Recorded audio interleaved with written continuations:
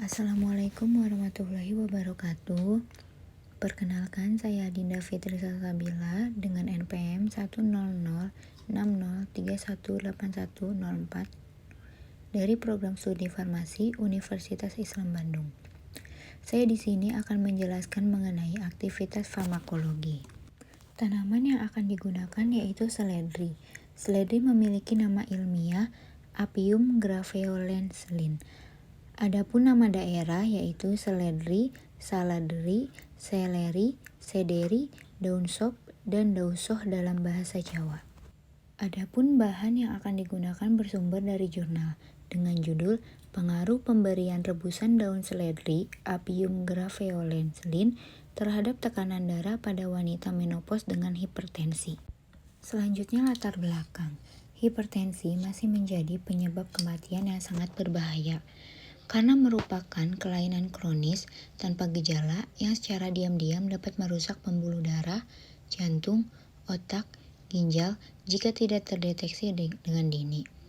Berdasarkan data Riskesdas tahun 2018, prevalensi hipertensi di Indonesia sekitar 34,1%.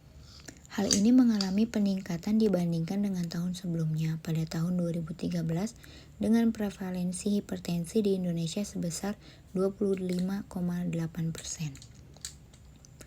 Wanita menopause di usia 45-55 tahun beresiko lebih tinggi mengalami hipertensi dibandingkan wanita pada masa premenopause dan perimenopause. Salah satu penyakit wanita menopause yaitu hipertensi.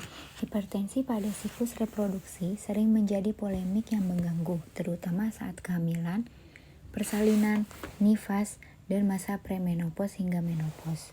Pengendalian hipertensi telah terbukti dapat mengurangi resiko stroke dan kematian. Selanjutnya hasil data dari tabel yang berisi perbedaan rata-rata tekanan darah sebelum dan sesudah pemberian rebusan seledri pada kelompok intervensi dan kontrol. Hasil uji statistik rata tekanan darah sebelum dan sesudah pada kelompok intervensi menunjukkan nilai P sistol sebesar 0,000 dan P diastol 0,001. Artinya, terdapat penurunan yang signifikan sebelum dan sesudah pemberian rebusan daun seledri.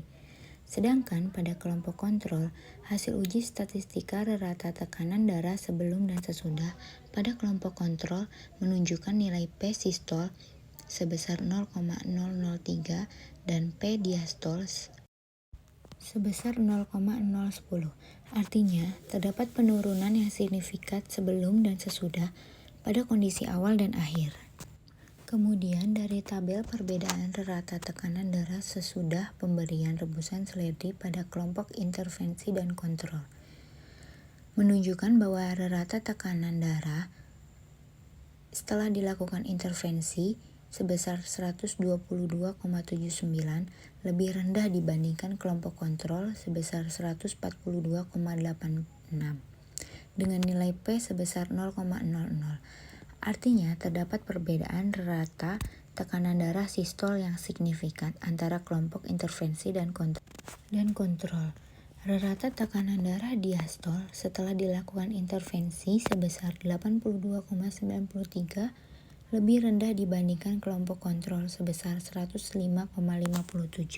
Selanjutnya mekanisme aksi. Apium graveolens atau seledri mengandung senyawa kimia seperti apiin, apigenin, isoquercitrin, dan sesquiterpen.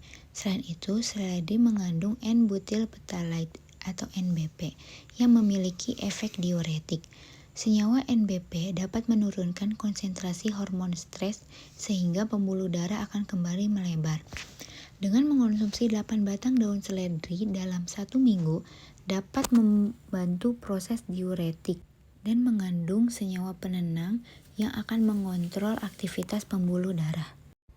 Dapat disimpulkan, hasil penelitian ini menunjukkan bahwa pemberian rebusan seledri efektif dalam menurunkan tekanan darah sistol dan diastol pada hipertensi ringan sebanyak 200 ml selama 1 minggu dan diperoleh sebesar 18,75 dan 14,85 dengan nilai P value 0,0 dan 0,001. Adapun sumber yang digunakan berasal dari Jurnal Kebidanan Kestra JJK. Mungkin cukup sekian penjelasan dari saya.